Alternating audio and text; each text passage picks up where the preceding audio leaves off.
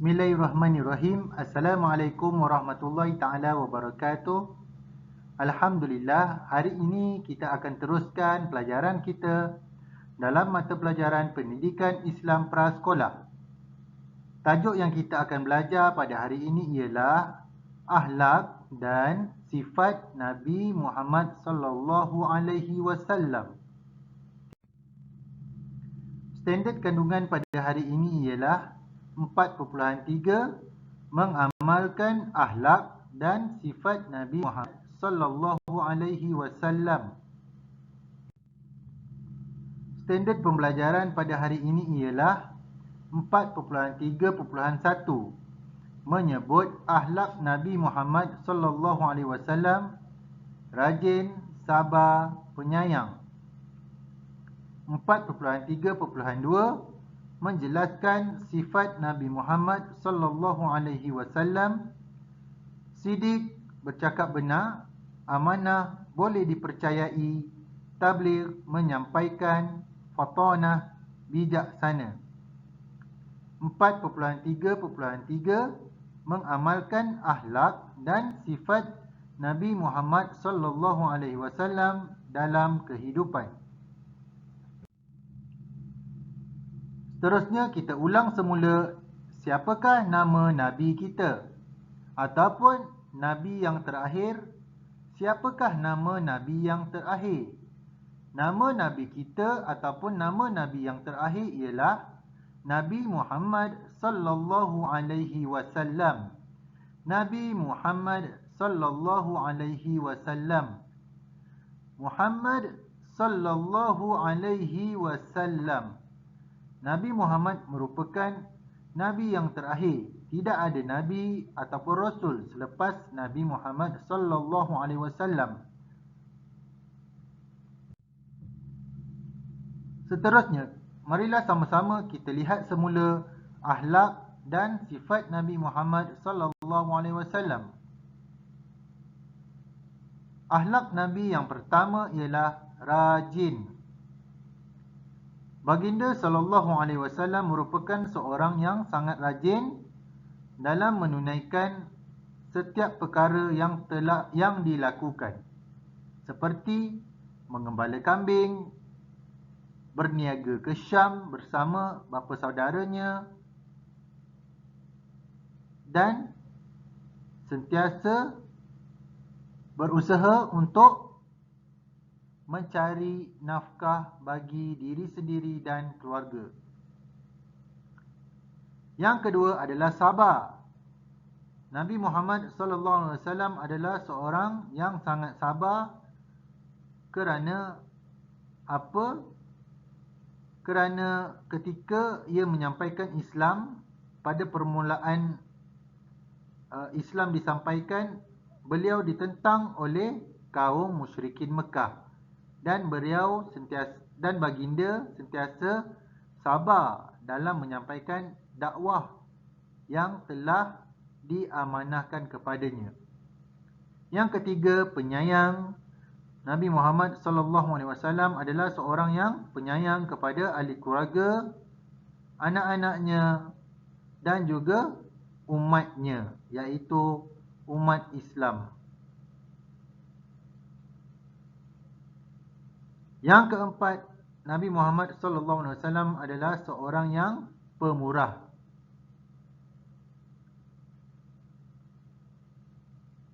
Yang kelima, Nabi Muhammad sallallahu alaihi wasallam merupakan seorang yang bijak.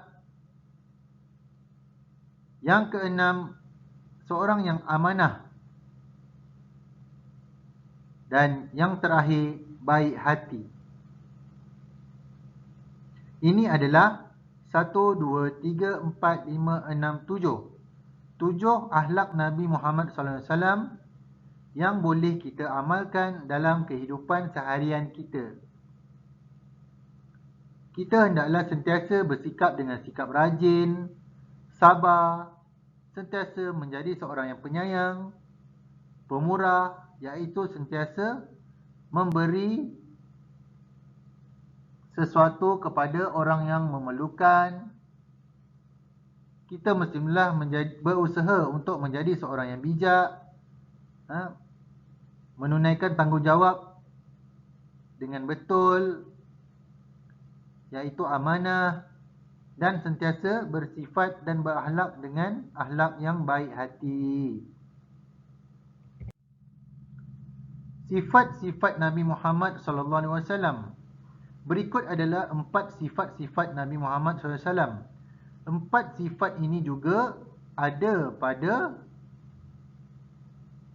Rasul-Rasul yang lain. Cara tak langsung, 4 sifat ni juga adalah sifat-sifat Rasul. Rasul yang wajib diketahui ada 25 orang Rasul. 4 sifat ini perlu ada kepada semua Rasul. Okey, sifat yang pertama, Siddiq. Apa dia Siddiq? Siddiq tu maksudnya bercakap benar. Nabi Muhammad SAW sentiasa bercakap benar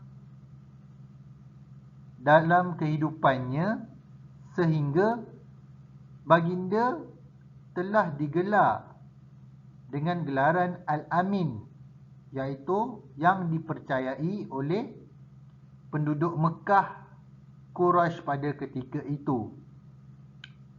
Setiap apa yang dikatakan oleh Nabi, penduduk Mekah akan mempercayai tanpa meragukan apa pun yang baginda sampaikan ataupun katakan pada ketika itu, walaupun sebelum dilantik menjadi Rasul. Yang kedua, amanah. Amanah boleh dipercayai. Seperti mana yang Ustaz ceritakan tadi, Nabi Muhammad SAW ni merupakan hamba Allah yang sentiasa amanah. Yang sentiasa amanah, iaitu ketika mendapat wahyu daripada Allah, dia menyampaikan wahyu tu untuk diri dia, untuk keluarganya, dan untuk seluruh umat Islam, dan untuk seluruh orang lah masa tu. Itu maksud Rasul. Rasul ni apa dia? Seorang lelaki. Lelaki pilihan Allah. Lelaki, lepas tu dia adalah pilihan Allah. Dan seterusnya dia mendapat wahyu.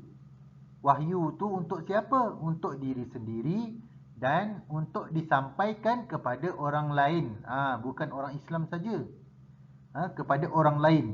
Menyampaikan apa yang diutuskan oleh Allah kepada Rasul untuk disampaikan kepada orang lain. Itu Rasul. Kalau Nabi lain pula. Kalau Nabi, lelaki pilihan Allah yang mendapat wahyu. Wahyu tu hanya untuk dirinya sahaja. Kalau Rasul berbeza. Nabi Muhammad mendapat amanah dengan diamanahkan oleh Allah untuk berdakwah, menyampaikan Islam, ajaran Islam. Nabi sampaikan tanpa ragu, walaupun Nabi telah dipelawa oleh penguasa-penguasa besar Quraisy pada masa tu. Pembesar-pembesar Quraisy masa tu menawarkan kepada Nabi harta, ganjaran-ganjaran yang hebat-hebat masa tu, untuk meninggalkan ajaran yang telah diajarkannya kepada penduduk Mekah pada ketika itu. Nabi Muhammad tidak terima. Walaupun pembesar-pembesar Quraisy tu meletakkan matahari di tangan kanan Nabi Muhammad, meletakkan bulan di tangan kiri Nabi Muhammad, Nabi Muhammad tetap tidak terima tawaran tersebut. Itu Nabi Muhammad cakap. Okey, kita mestilah menjadi orang yang amanah. Okey, yang ketiga, tabligh, menyampaikan. Ni Ustaz dah cerita dah tadi. Tabligh, menyampaikan. Maksud menyampaikan, dapat wahyu daripada Allah. Nabi Muhammad SAW dapat wahyu daripada Allah. Wahyu yang didapat tu, ajaran yang didapatkan tu daripada Allah melalui malaikat Jibril, perlu disampaikan kepada orang lain. Bukan untuk simpanan diri sendiri, perlu disampaikan kepada orang lain. Menyampaikan. Tabligh maksud dia menyampaikan. Okey, yang keempat, fatanah, bijaksana. Nabi Muhammad sallallahu alaihi wasallam merupakan seorang rasul yang bijaksana, mampu menyelesaikan segala masalah yang berlaku pada penduduk Mekah ketika itu. Dan juga Nabi Muhammad sallallahu alaihi wasallam ni bijaksana dalam menyampaikan dakwah ataupun ajaran baru pada ketika itu, iaitu ajaran Islam. Nabi Muhammad bermula dengan berdakwah secara sir, iaitu secara rahsia selama 3 tahun. Selepas 3 tahun tu barulah Nabi Muhammad SAW berdakwah secara terbuka. Semasa berdakwah secara terbuka itulah Nabi Muhammad telah dihina, dicaci, dipukul oleh penduduk Mekah yang tidak boleh menerima ajaran baru ataupun ajaran Islam pada ketika itu. Betapa bijaknya Nabi Muhammad SAW, dia dapat sampaikan ajaran Islam. Makin lama makin ramai penduduk Mekah yang kembali kepada ajaran Islam. Ini adalah 4 sifat Nabi Muhammad ataupun sifat Rasul. Sifat-sifat Rasul, 25 Rasul yang perlu ada. Okey. Sifat-sifat ni juga kita boleh amalkan dalam kehidupan kita. Kita mestilah menjadi orang yang sentiasa bercakap benar. Jangan berbohong. Kalau kita berbohong, dah tentulah kita akan mendapat dosa. Kita mestilah bercakap benar. Bercakap benar. Kalau mak ayah tanya, jangan menipu. Mestilah bercakap benar.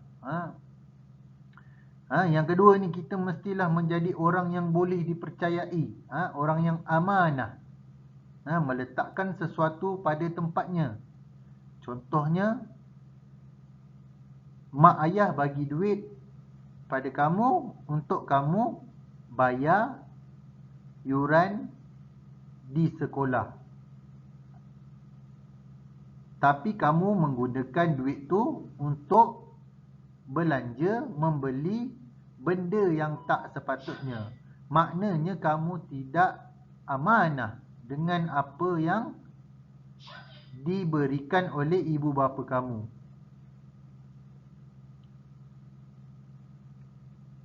Seterusnya, kita mestilah menyampaikan apa yang kita ada, apa ilmu yang kita ada kepada orang lain. Nabi Muhammad katakan bahawa sampaikanlah apa yang kau dapat daripadaku walaupun satu ayat. Walaupun satu ayat kita ajar kepada orang, kita boleh mendapat pahala yang banyak. Walaupun satu ayat kamu ajarkan kepada orang, kamu sampaikan kepada orang, kamu akan mendapat pahala. Ingat, amalkan. Jangan kita dah dapat ilmu tapi kita tak nak bantu kawan kita. Itu kita dah menutup pintu ilmu supaya ilmu tu sampai kepada orang lain. Tidak boleh. Dapat ilmu mestilah bantu pada orang lain. Orang yang nak belajar, orang yang lain, ataupun kawan ataupun keluarga. Seterusnya, kita juga disarankan untuk menjadi seorang yang bijaksana. Bijaksana macam mana? Bijaksana dalam kehidupan kita seharian. Maksudnya melakukan perkara yang Allah suruh dan meninggalkan perkara yang Allah larang. Itu pun bijaksana. Boleh berfikir benda baik dan buruk. Kita menjadilah orang bijaksana. Tak semestinya orang yang bijak itu dia sentiasa berada nombor 1 je dalam kelas. Orang yang mampu mengawal kehidupan dengan sentiasa melakukan perkara-perkara yang baik adalah termasuk dalam golongan orang yang bijaksana juga. Jangan kita risau. Walaupun kita tengok kawan kita pandai, kita kurang pandai sikit, kita tetap bijak di mata Allah Subhanahu Wa Taala. Okey, kita tengok sikit salah-silah keturunan Nabi Muhammad sallallahu alaihi wasallam supaya kita tidak lupa. Nabi Muhammad sallallahu alaihi wasallam. Ni salah-silah ataupun keturunan Nabi Muhammad sallallahu alaihi wasallam. Nabi Muhammad ada 2 datuk. Datuk sebelah ayah, datuk sebelah ibu. Datuk sebelah ayah nama Abdul Muttalib. Datuk sebelah ibu nama dia Wahab. Bapa saudara Nabi yang Nabi rapat, yang Nabi pernah bekerja bersama, tinggal bersama adalah Abu Talib. Bapa saudara dia ramai, cuma bapa saudara yang kebiasaannya yang dia sentiasa ikut dalam pergi berniaga ataupun tinggal bersama adalah Abu Talib. Okey, nama bapa Nabi Muhammad sallallahu alaihi wasallam adalah Abdullah, nama ibunya Aminah. Bila Abdullah dan Aminah berkahwin, maka dapatlah Nabi Muhammad sallallahu alaihi wasallam. Muhammad sallallahu alaihi wasallam. Muhammad bin Abdullah, Abdullah bin Abdul Muttalib. Itu adalah serba sedikit salah silah keturunan Nabi Muhammad sallallahu alaihi wasallam.